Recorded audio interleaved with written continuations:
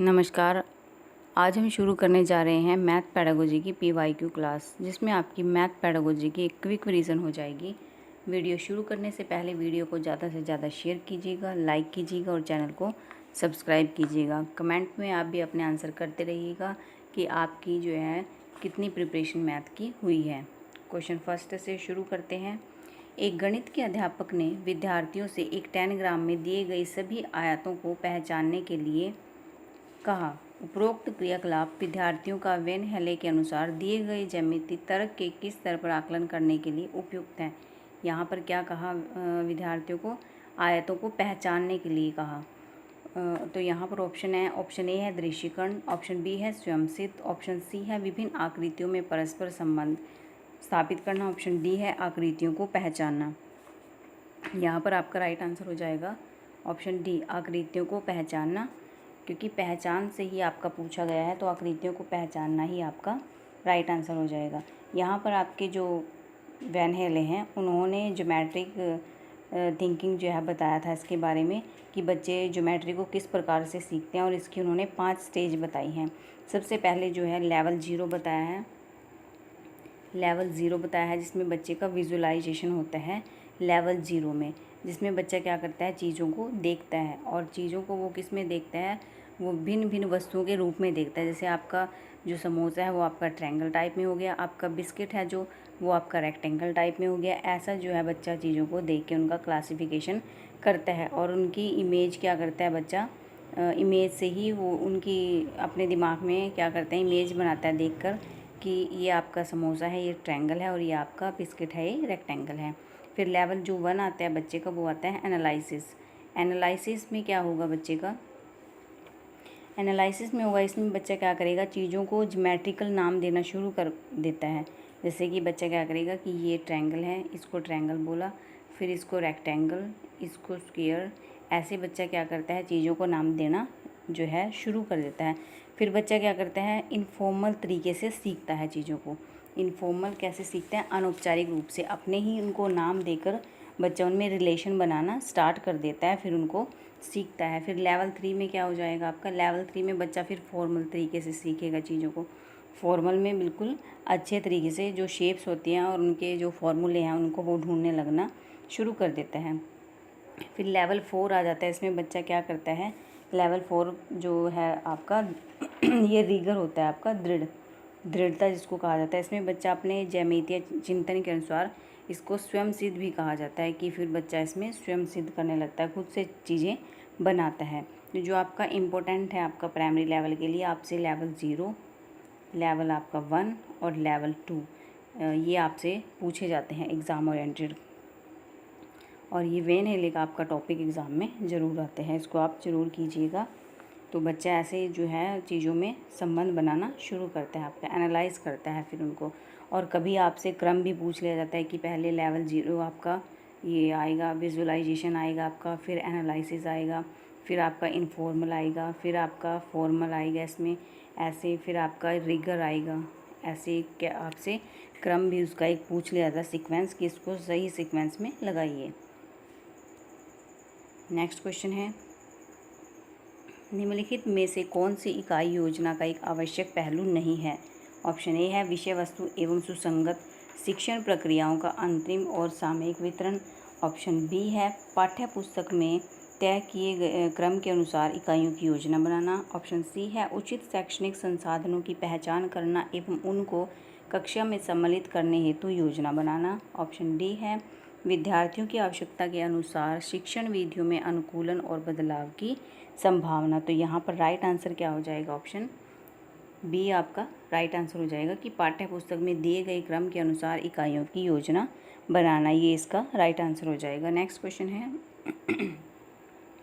आप एक गणित के अध्यापक हैं और कक्षा 3 में गणित पढ़ा रहे हैं। आपके श्यामपट्ट पर किताब रखकर उसके चारों ओर लाइन खींच दी, तो आपके द्वारा खींची गई लाइनों का योगफल होगा। यहाँ पर ऑप्शन ए है किताब का क्षेत्रफल, ऑप्शन बी है किताब का परिमाप, ऑप्शन सी है किताब की आकृति, ऑप्शन डी है इनमें से कोई नहीं। यहाँ पर राइट आंसर क्या हो जाएगा आपके पास, ऑप्शन बी किताब का परिमाप, क्योंकि जो आपकी बुक होती है, आपकी ये बुक है यहाँ पर, ये आपकी बुक है यहाँ पर, और इस बुक को रखकर टीचर ने क्या किया, बोर्ड पर रखकर इसको ऐसे लाइनें खींच दी। तो ऐसे लाइनें खींचने से क्या हुआ, टीचर ने कहा कि इसकी जो है इनका योगफल कीजिए आप। तो योगफल आप किसका करते हो, आप योगफल परिमाप का करते हो। इसमें आप आप फॉर्मूला यूज़ करते हो आयत का, क्योंकि जो आपकी बुक होती है वो आपकी रेक्टेंगुलर होती है आपकी बुक। तो रेक्टेंगुलर का अगर आप एरिया निकालते हो, एरिया ऑफ आप रेक्टेंगुलर निकालते हो तो आपका आ जाता है L/B। और जब आपका आता है पैरामीटर ऑफ रेक्टेंगल, तभी आपका आ जाएगा 2 × L+B। और बच्चा इसको कैसे करता है, पैरामीटर को ऐसे भी करता है L+B+L+B, ऐसा बच्चा उनको जोड़कर भी करता है। नेक्स्ट क्वेश्चन है, आप कक्षा 5th में पढ़ा रहे हैं, तो आपने एक छात्र से पूछा कि इस गिलास को पानी से भर दिया जाए तो क्या कहेंगे। इस बार छात्र ने बताया कि भरा हुआ पानी का गिलास आयतन है। इससे ज्ञात होता है कि छात्र को स्पष्ट ज्ञान नहीं है। ऑप्शन ए है आयतन की अवधारणा का, ऑप्शन बी है आयतन की माप का, ऑप्शन सी है आयतन के सूत्र का, ऑप्शन डी है आयतन की इकाई का। यहाँ पर राइट आंसर क्या हो जाएगा आपके पास, ऑप्शन ए हो जाएगा कि जो आयतन का कंसेप्ट है बच्चे का, वॉल्यूम का कंसेप्ट है बच्चे का, उसको स्पष्ट ज्ञान नहीं है। ये इसका राइट आंसर हो जाएगा यहाँ पर। नेक्स्ट क्वेश्चन है, एक विद्यार्थी 8 मीटर चौड़े और 10 मीटर लंबे आयत का परिमाप निम्न क्रिया द्वारा निकालता है। यहाँ पर बच्चे ने वही प्रक्रिया लगाई। यहाँ पर बच्चे ने कौन सी, L+B+L+B, ऐसे बच्चे ने परिमाप को निकाला। विद्यार्थी का हल किस शिक्षण विधि पर आधारित है। यहाँ पर विद्यार्थी ने कौन सी शिक्षण विधि का प्रयोग किया है। यहाँ पर आती है आपके ऑप्शन ए आगमन विधि, ऑप्शन बी निगमन विधि, ऑप्शन सी विश्लेषण विधि, ऑप्शन डी आलोचनात्मक विधि। तो यहाँ पर आपका राइट आंसर क्या हो जाएगा, आगमन विधि। आगमन और निगमन विधि क्या होती है आपकी, आगमन आपके पास होता है जब एग्जाम्पल 2 रूल आप बच्चों को सिखाते हैं, ये आपका हो गया। और आपकी निगमन होती है जब आप रूल 2 एग्जाम्पल बच्चों को चीज़ें सिखाते हैं। तो आपकी सबसे जो अच्छी विधि मानी जाती है वो आपकी आगमन विधि मानी जाती है, क्योंकि आप इसमें क्या करते हो, बच्चे को पहले जो चीज़ें सिखाई हुई हैं उनके बारे में उनसे पूछते हो और बच्चों को एग्जाम्पल देते हो, कुछ भी आप जो चीज़ें उनको करवाते हो। लेकिन जो आपकी निगमन होती है इसमें आप डायरेक्ट ही बच्चों को फॉर्मूला रटवा दोगे कि ये आपका पैरामीटर ऑफ रेक्टेंगल है ऐसे। और आगमन में आप क्या करोगे, बच्चों को कंसेप्ट से समझाओगे और एग्जाम्पल देकर समझाओगे पहले। नेक्स्ट क्वेश्चन है, NCERT की कक्षा 4 की गणित की पाठ्यपुस्तक के पाठ में इस तरह के शीर्षक हैं, कबाड़ी वाली भोपाल की सैर, दुनिया कुछ ऐसी दिखती है, यह परिवर्तन किया गया। ऑप्शन ए है उन्हें अलग सा समझाने के लिए, ऑप्शन बी है दैनिक जीवन से जोड़ते हुए उन्हें रोचक बनाने के लिए, ऑप्शन सी है कबाड़ बेचने और यात्रा करने के बारे में जानने के लिए, ऑप्शन डी है पाठों में गणित विषय वस्तु का अनुमान लगाने हेतु विद्यार्थियों को चुनौती देने हेतु। यहाँ पर ऐसा परिवर्तन क्यों किया गया है, यहाँ पर ऐसा परिवर्तन इसलिए किया गया है क्योंकि दैनिक जीवन से जोड़ते हुए उन्हें रोचक बनाने के लिए। ऑप्शन बी इसका राइट आंसर हो जाएगा। नेक्स्ट क्वेश्चन है, गणित का शिक्षक अज्ञात से ज्ञात की ओर शिक्षण सिद्धांत का पालन किस विधि से करता है। ऑप्शन ए है खेल विधि, ऑप्शन बी है प्रदर्शन विधि, ऑप्शन सी है आगमन विधि, ऑप्शन डी है निगमन विधि। तो यहाँ पर आपका राइट आंसर कौन सा हो जाएगा कि कौन सी गणित का जो शिक्षक है वो कौन सी विधि का आपका प्रयोग करता है, आगमन विधि। कि अज्ञात से ज्ञात की ओर, अज्ञात से ज्ञात की ओर में टीचर यहाँ पर क्या करता है बच्चों का, अज्ञात से ज्ञात की ओर, यहाँ पर आ जाएगा आपका आगमन विधि। नेक्स्ट क्वेश्चन है, यदि आप गणित के अध्यापक हैं तो मंदबुद्धि छात्रों के स्तर में सुधार लाने हेतु उपयोगी परीक्षण पद्धति है। ऑप्शन ए है निदानात्मक परीक्षण, ऑप्शन बी है मंदबुद्धि परीक्षण, ऑप्शन सी है सृजनात्मक परीक्षण, ऑप्शन डी है विश्लेषणात्मक परीक्षण। इसका राइट आंसर क्या हो जाएगा यहाँ पर, ऑप्शन ए यहाँ पर राइट आंसर हो जाएगा आपका निदानात्मक परीक्षण, ऑप्शन ए। और इससे पहले वाला आपका क्या था यहाँ पर क्वेश्चन, देखो और सुनो। एक आपका क्वेश्चन लेफ्ट हो गया यहाँ से। क्वेश्चन नंबर 8 है आपका, कौन सी विधि देखो सुनो और समझो के सिद्धांत पर आधारित है। ऑप्शन ए है प्रदर्शन विधि, ऑप्शन बी है प्रयोगशाला विधि, ऑप्शन सी है विश्लेषणात्मक विधि और ऑप्शन डी है संश्लेषणात्मक विधि। तो यहाँ पर देखो और सुनो और समझो के सिद्धांत पर प्रदर्शन विधि आपकी आधारित है। ऑप्शन ए इसका राइट आंसर हो जाएगा। नेक्स्ट क्वेश्चन है, किसके मतानुसार समस्या समाधान एक ऐसी प्रक्रिया है जिसकी ओर सीखने संबंधी सभी क्रियाएं अग्रसर होती हैं तथा दी गई समस्या का समाधान करती हैं। ऑप्शन ए है केन्स, ऑप्शन बी है हर्बर्ट, ऑप्शन सी है योकम और सिम्पसन, ऑप्शन डी है क्रो। इसका राइट आंसर हो जाएगा ऑप्शन सी योकम और सिम्पसन।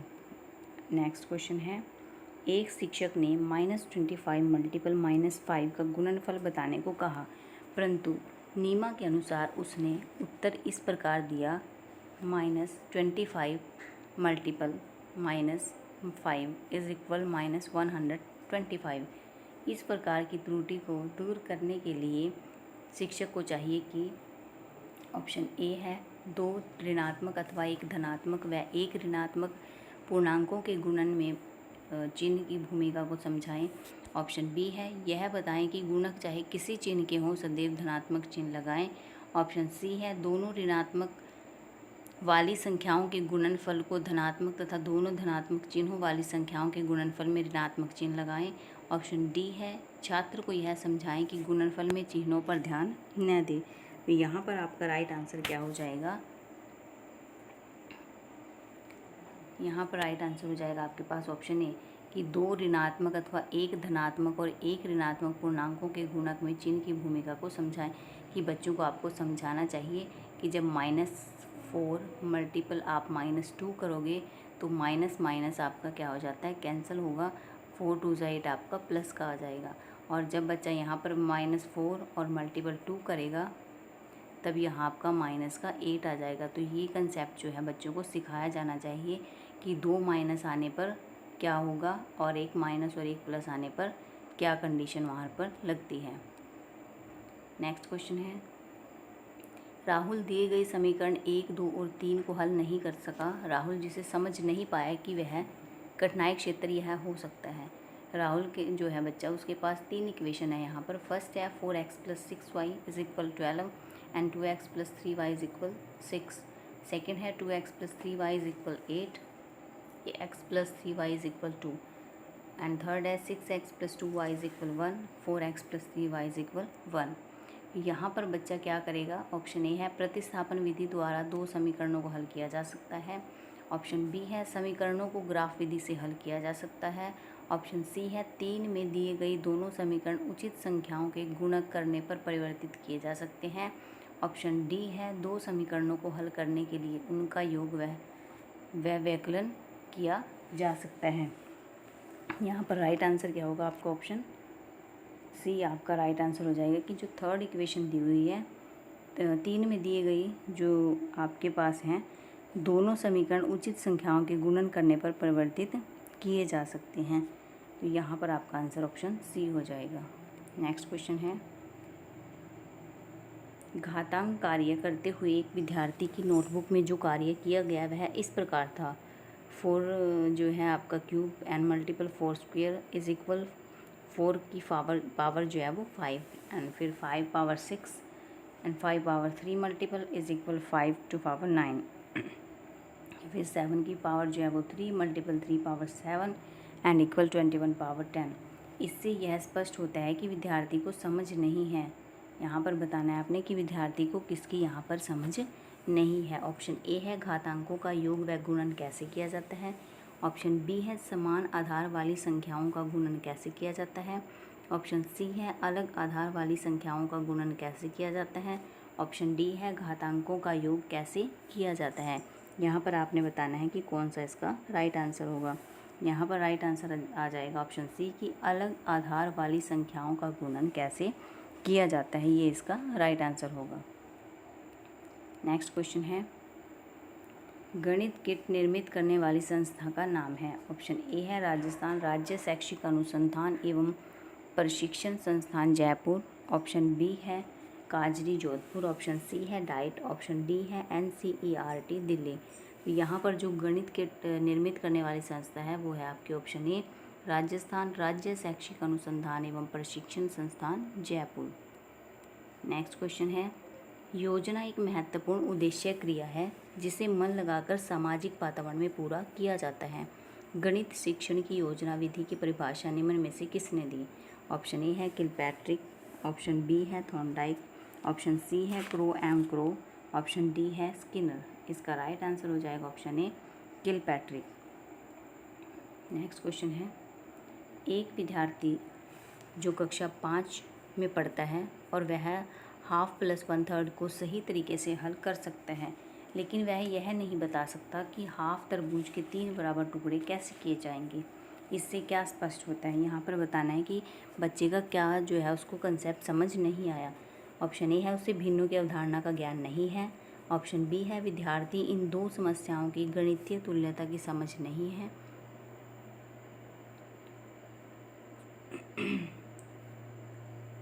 ऑप्शन सी है भिन्न का अध्याय कक्षा 5th के लिए कठिनाई का स्तर है, ऑप्शन डी है उसे भाग संबंधी घटनाओं का ज्ञान नहीं है। यहाँ पर राइट आंसर क्या हो जाएगा आपका ऑप्शन बी कि जो विद्यार्थी है इन दो समस्याओं की गणितीय तुल्यता की समझ नहीं है। बच्चे को इनमें कंपैरिजन नहीं पता, इसलिए बच्चा उस कंसेप्ट में मिसकंसेप्शन बच्चे को उसमें होता है। नेक्स्ट क्वेश्चन है, गणित शिक्षण का वास्तविक उद्देश्य ज्ञान प्राप्त करना नहीं वरन शक्ति प्रदान करना है, यह कथन किसका है? ऑप्शन ए है ड्यूट, ऑप्शन बी है बेकन, ऑप्शन सी डर्टन, ऑप्शन डी प्लूटो। यहाँ पर राइट आंसर क्या हो जाएगा आपके पास? Option A duet. यह एक आपकी क्या है, एक डेफिनेशन है आपकी, इसको आप ध्यान से कर लीजिए। नेक्स्ट क्वेश्चन है, गणित शिक्षण में गणितीय भाषा संबंधी समझ के विकास में आवश्यक नहीं है। ऑप्शन ए है गणित की क्रियाओं को क्रमबद्ध रूप से समझना, ऑप्शन बी है विभिन्न दशाओं में गणितीय समस्याओं को समझना, ऑप्शन सी है प्रत्ययों को संकेतों में प्रकट करने को समझना, ऑप्शन डी है हल करने की विधि को समझना। यहाँ पर राइट आंसर क्या आ जाएगा आपके पास कि यहाँ पर हल करने की जो विधि है उसको समझना आवश्यक नहीं है, ये पूछा है आपका यहाँ पर। नेक्स्ट क्वेश्चन है, निदानात्मक परीक्षणों द्वारा निम्न ज्ञात किया जा सकता है। ऑप्शन ए है छात्रों के लिए कठिनाई के क्षेत्र एवं उनके द्वारा की जाने वाली विशेष प्रकार की त्रुटियाँ, ऑप्शन बी है छात्रों की गणितीय पृष्ठभूमि का अभाव, ऑप्शन सी है छात्रों की गणित के प्रति रुचि होना, ऑप्शन डी है छात्रों के लिए गणित कठिन होना। यहाँ पर राइट आंसर क्या हो जाएगा आपके पास? ऑप्शन ए कि छात्रों के लिए कठिनाई के क्षेत्र एवं उनके द्वारा की जाने वाली विशेष प्रकार की त्रुटियाँ। नेक्स्ट क्वेश्चन है, गणित शिक्षण की कौन सी विधि है जिसमें अज्ञात से ज्ञात की ओर चलते हैं व जिसमें खोज करने की प्रवृत्ति को प्रोत्साहन मिलता है? ऑप्शन ए है प्रयोगशाला विधि, ऑप्शन बी है प्रयोजन विधि, ऑप्शन सी है संश्लेषात्मक विधि, ऑप्शन डी है विश्लेषणात्मक विधि। इसका राइट आंसर क्या हो जाएगा आपके पास? ऑप्शन डी विश्लेषणात्मक विधि। नेक्स्ट क्वेश्चन है, राधा से एक शिक्षक ने कहा 13 × 5 का गुणनफल कितना होगा? राधा ने उत्तर दिया 55 होगा, किंतु अध्यापक ने कहा लिख कर दिखाओ, तो उसने सही उत्तर लिख दिया। इससे स्पष्ट होता है कि उसे चाहिए कि ऑप्शन ए है शिक्षक को अधिक से अधिक गणित के प्रश्न हल करवाने चाहिए, ऑप्शन बी है राधा से लिखित कार्य ही करवाया जाए, ऑप्शन सी है उससे बोर्ड पर प्रश्न हल करवाएं, ऑप्शन डी है उसे संख्याओं का जो ज्ञान है वो करवाया जाए और पहाड़ों को कंठस्थ करवाया जाए। तो ऑप्शन डी इसका राइट आंसर होगा कि उसे संख्याओं का जो है ज्ञान करवाया जाए और पहाड़ों को कंठस्थ करवाया जाए। नेक्स्ट क्वेश्चन है, विद्यार्थी एक वर्ग और आयत में विभेद कर सकता है जब उसे ऑप्शन ए है दोनों की समानता और असमानता का ज्ञान हो, ऑप्शन बी है दोनों को देखते ही परिभाषित कर सके, ऑप्शन सी है दोनों को देखते ही चित्र बना सके, ऑप्शन डी है उपरोक्त सभी। यहाँ पर आपका राइट आंसर क्या हो जाएगा? ऑप्शन ए कि दोनों की समानता और असमानता का ज्ञान हो। बच्चे को पता होना चाहिए कि ये आपका रेक्टेंगल है और ये आपका स्क्वायर है, जिसकी चारों साइडें इक्वल होती हैं, जिसकी वो आपका स्क्वायर होता है, और इसकी 2 साइड इक्वल होती है वो आपका रेक्टेंगल होता है। अगर बच्चे को इस समानता और असमानता का पता होगा तो बच्चा इन दोनों में विभेद कर पाएगा। नेक्स्ट क्वेश्चन है, मंजीत विभिन्न तरीकों से संख्या को व्यक्त कर सकता है। उदाहरण के लिए 3 + 5 = 8 एंड 4 + 5 = 8 एंड 6 + 2 = 8 वह संख्या की किस विकासात्मक अवस्था पर है। ऑप्शन ए है गुणनखंडीय अवस्था, ऑप्शन बी है संकरीय अवस्था, ऑप्शन सी है परिमाणात्मक अवस्था, ऑप्शन डी है विभाजनात्मक अवस्था। इसका राइट आंसर हो जाएगा ऑप्शन बी संकरीय अवस्था। नेक्स्ट क्वेश्चन है, कक्षा में शिक्षिका विद्यार्थियों को विभिन्न प्रकार से चतुर्भुज को परिभाषित करने के लिए कहती है। शिक्षिका का उद्देश्य है। ऑप्शन ए है सभी परिभाषाओं को कंठस्थ करने में विद्यार्थियों की सहायता करना, ऑप्शन बी है परिभाषाओं पर आधारित चतुर्भुज की सभी समस्याओं को हल करने में सहायता करना, ऑप्शन सी है विभिन्न परिभाषाओं को खोजने में विद्यार्थियों की सहायता करना, ऑप्शन डी है विभिन्न परिप्रेक्ष्यों को समझने में विद्यार्थियों की सहायता करना। तो यहाँ पर राइट आंसर क्या हो जाएगा आपको ऑप्शन डी कि विभिन्न परिप्रेक्ष्यों को समझने में विद्यार्थियों की सहायता करना। नेक्स्ट क्वेश्चन है, गणित के शिक्षक ने निम्नलिखित 4 प्रश्नों को सामने रखा, इनमें से कौन सा प्रश्न मुक्त उत्तर वाला प्रश्न है। आपके पास क्वेश्चन होते हैं open ended and close ended. Close ended question वो होते हैं आपके पास जिसमें आपको एक ही आंसर मिलता है, जिसमें आपको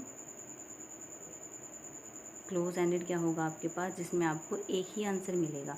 और ओपन एंडेड जो है आपके पास वो क्या होंगे जिसमें आपको एक से ज़्यादा आंसर मिलेंगे, वो आपका ओपन एंडेड हो जाता है। और इसको आप अपना अभिसारी और अपसारी से भी रिलेट कर सकते हो कि जो आपका अभिसारी होता है वो मुक्त उत्तर वाला यानी कि आपका क्लोज एंडेड होगा, और जो आपका अपसारी होता है वो आपका ओपन एंडेड और आपका क्या होगा वो अधिक जो है आंसर वाला होता है। तो यहाँ पर क्वेश्चन ऑप्शन ए है कि यदि 2 संख्याओं का योग 15 है और उनमें से एक संख्या 7 है तो दूसरी संख्या क्या होगी। ऑप्शन बी है यदि अनिल की आयु 7 वर्ष है और उसके पिताजी की आयु उसकी आयु से 5 जो है गुण ज़्यादा है तो विद्यार्थी जो पिताजी है उसकी आयु कितनी होगी। फिर है यदि 2 संख्याओं का योग 17 है तो वे संख्याएं क्या हैं। फिर ऑप्शन डी की 17 में क्या जोड़ा जाए कि जो आंसर है वो 23 आए। यहाँ पर आपका जो है क्या पूछा है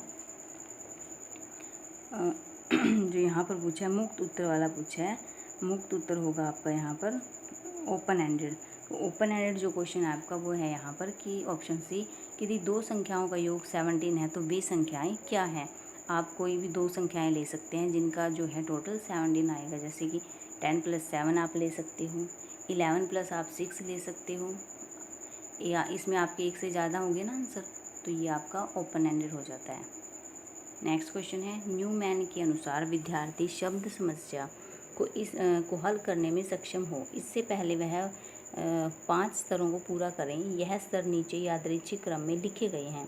ऑप्शन ए है पूछे गए कार्य को समझना, ऑप्शन बी है समस्या को पढ़ने में सक्षम होना, ऑप्शन सी है आवश्यक गणितीय संक्रियाओं को करना, ऑप्शन डी है गणितीय मांग के अनुसार समस्या का अनुवाद करने की आवश्यकता।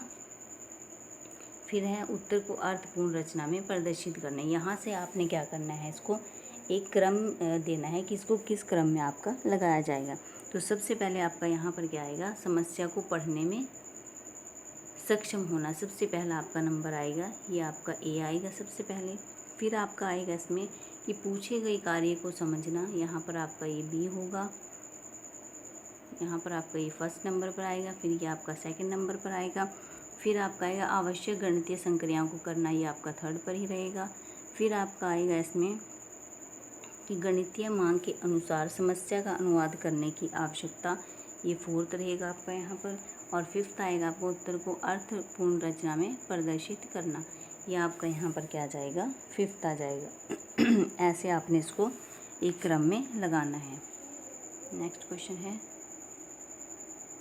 गणित के शिक्षक के पेशेवर विकास के लिए निम्न में से कौन सा वांछनीय नहीं है। ऑप्शन ए है गणित की कार्यशाला और गोष्ठियों में उपस्थित होना, ऑप्शन बी है शिक्षण अधिगम के साधनों को विकसित करना, ऑप्शन सी है अपने और दूसरे विद्यालयों के गणित के शिक्षकों के साथ न्यूनतम वार्तालाप, ऑप्शन डी है शिक्षक विकास के कार्यक्रमों में भाग लेना। यहाँ पर राइट आंसर क्या हो जाएगा आपके पास, ऑप्शन सी कि अपने और दूसरे विद्यालयों के गणित के शिक्षकों के साथ न्यूनतम वार्तालाप। यहाँ पर आपका वांछनीय नहीं है, क्वेश्चन को ध्यान से पढ़ा करो। नहीं है या है, क्या पूछा है ये आप अच्छे से देख लिया करो। नेक्स्ट क्वेश्चन है, गणित में भ्रांतियों को दूर कर सकते हैं। ऑप्शन ए है बच्चों को उदाहरण और गैर उदाहरणों में व्यस्त रखकर। ऑप्शन बी है एक ही तरह के प्रश्नों को बनाकर और उनको कई बार दोहराकर। ऑप्शन सी है बहुत सारे प्रश्नों के अभ्यास और ड्रिल से। एंड ऑप्शन डी है कलन विधि का दोबारा प्रदर्शन करके। यहाँ पर राइट आंसर क्या हो जाएगा? ऑप्शन ए कि बच्चों को उदाहरण और गैर उदाहरण में व्यस्त रखकर आप बच्चों की भ्रांतियों को दूर कर सकते हो। नेक्स्ट क्वेश्चन है, निम्नलिखित में से गणित में कौन सी प्रक्रिया न्यूनतम उपयुक्त प्रक्रिया है? यहाँ पर आपने न्यूनतम बतानी है। तो ऑप्शन ए है अन्वेषण, ऑप्शन बी है सूत्रीकरण, ऑप्शन सी है प्रक्रियात्मक प्रवाह, ऑप्शन डी है अनुमानों की रचना। ऑप्शन सी इसका राइट आंसर हो जाएगी। जो प्रक्रियात्मक प्रवाह है वो आपका यहाँ पर न्यूनतम उपयुक्त होगा, सबसे कम उपयुक्त होगा।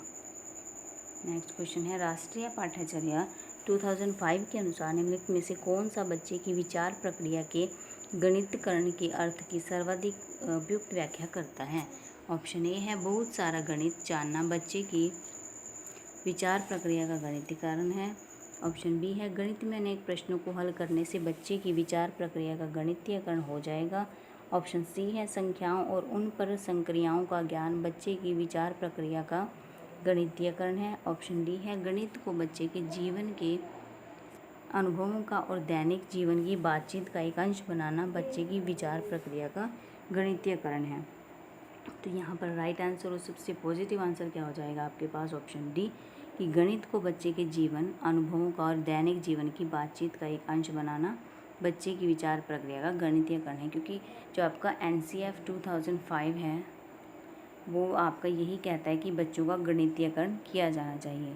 गणितीय करने से क्या होगा? बच्चे का ये नहीं है कि उनको चीज़ों को रटवाना है, चीज़ों को उनको आप करवाइए, प्रैक्टिकली भी करवाइए चीज़ों को, लेकिन चीज़ों को आप क्या कीजिए, कंसेप्ट दीजिए बच्चों को। जो कंसेप्ट मैपिंग होगी बच्चों की, जब बच्चे कंसेप्ट मैपिंग से चीज़ों को करेंगे तब उनको वो चीज़ें अच्छे से समझ आती हैं। वीडियो कैसी लगी आपको कमेंट में ज़रूर बताइएगा। वीडियो को ज़्यादा से ज़्यादा शेयर कीजिएगा, लाइक कीजिएगा और चैनल को सब्सक्राइब कीजिएगा।